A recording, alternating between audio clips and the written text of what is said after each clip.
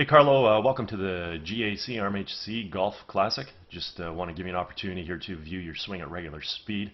We'll let that play on through. We'll put you back in your dress position and we'll go ahead and take a look at a few things for you.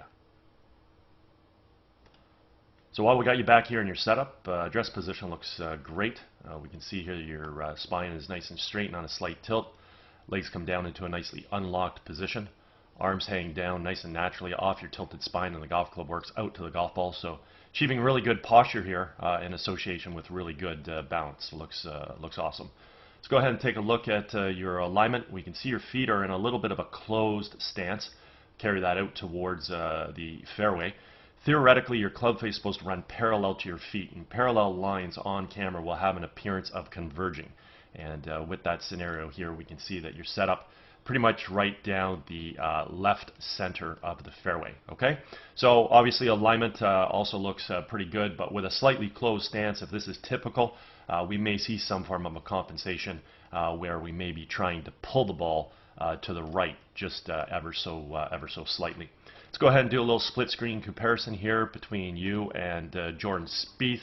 We'll flip Jordan over to left-handed to mirror image you. Now we've got some color-coded lines here on the screen just to use as a visual reference as it pertains to swing plane. As we watch Jordan initiate his takeaway, creates good strong shoulder rotation, bring his arms and hands back as well as the golf club, and we're going to watch the club come back directly along the red line. So the club is swinging back on a proper swing plane. Through this area of the golf swing, we're going to start to establish good wrist hinge into play, where we're going to transition the club head from below to above our hands. And at this point, we're going to work the golf club from red up towards the blue-yellow V zone. When we finally set the club at the top of the backswing, we want to have the right arm in the club either on the yellow line, anywhere between the blue-yellow V zone, or physically up on blue. And as we can see with Jordan, he sets his right arm in the club on the blue line. He has full shoulder rotation, and he does this about a very stable left leg. Let's go ahead and watch you initiate your takeaway here. You draw your hands back very, very nicely, turning your shoulders. Obviously, we see the golf club sneaking back underneath the swing plane just a little bit, where the shaft and the club head have moved inside of that red line. As we continue to draw this golf club back, as long as we get some wrist hinge into play, the club can recover and get back onto a decent plane, which we see through here, so that's terrific. As we continue to the top of your backswing, let's see where you set the golf club. When you finally get there, we can see that you've turned your shoulders very, very nicely, about a very stable left side. Arms are still in pretty good geometry relative to your core. You do let your arms compress to your core a little bit so your hands really don't get set as high as we see with Jordan Spieth, because we don't have full extension in the arms. And the other thing too is it looks like you sort of stood up out of your shot a bit with your posture. Your spine and your head are sort of standing up just a hair. Okay? Actually, what I do want to point out, something pretty critical here that many people won't really pick up, and that is if I draw a line sort of along the outside of you here and we watch you draw this golf club back, what we're going to see is we're going to see that your backside there basically kicks in towards the golf ball. And as the backside kicks in towards the ball, that's what's actually making you stand up.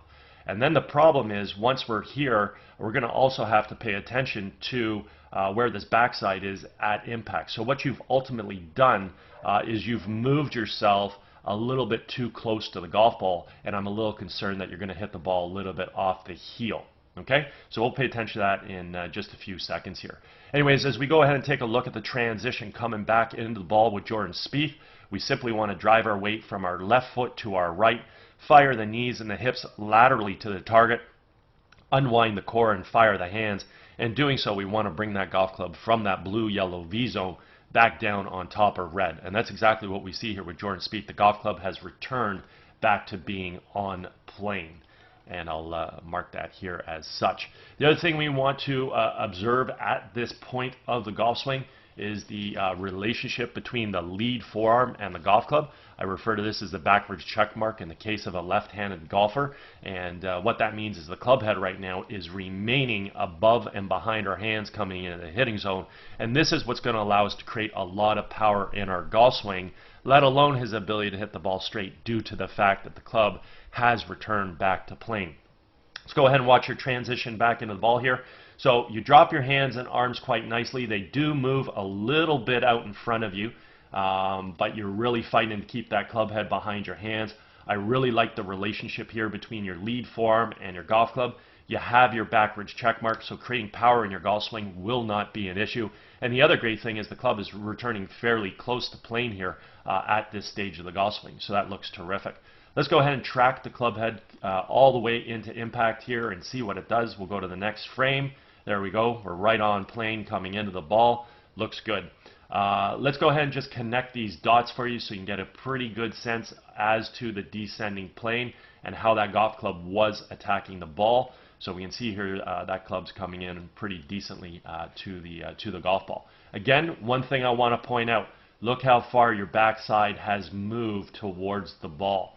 And what we're going to pay attention to when I clear these lines off, notice where the ball is. The ball is on the heel of your club right now, okay?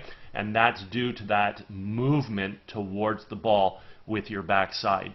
We can see with Jordan Spieth as he tracks into the golf shot, that club simply stays on plane. Also, his backside stays out and is in the exact same position it was in when he started, okay? So when he gets back to the ball, that ball is going to hit the center of the club face.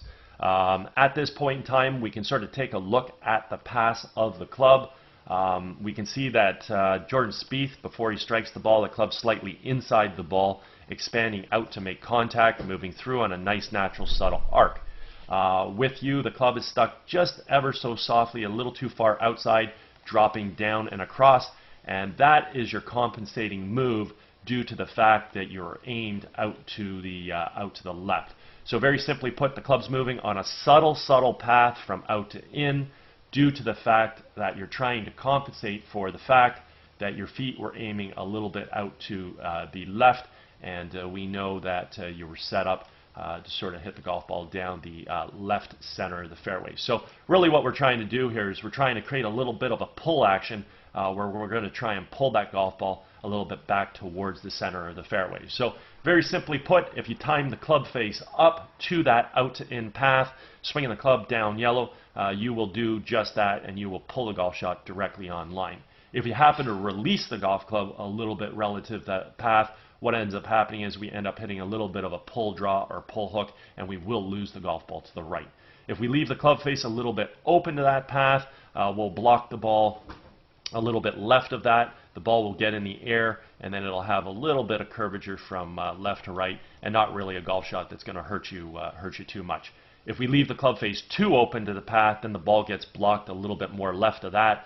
In order to block the ball down blue, having swung the club down that yellow path, club face had to be considerably open. We're now imparting way too much right to left spin on the ball, and we're going to hit some kind of a sort of a pull fade, pull slice, or block fade, block slice. So the end result of the golf shot here is dictated based on what that club face does through impact. Again, I wanted to point out where the ball was striking the face of the club. We can see it's on the inside heel, and that's due to the fact that, again, that the backside sunk in towards the golf ball. Okay?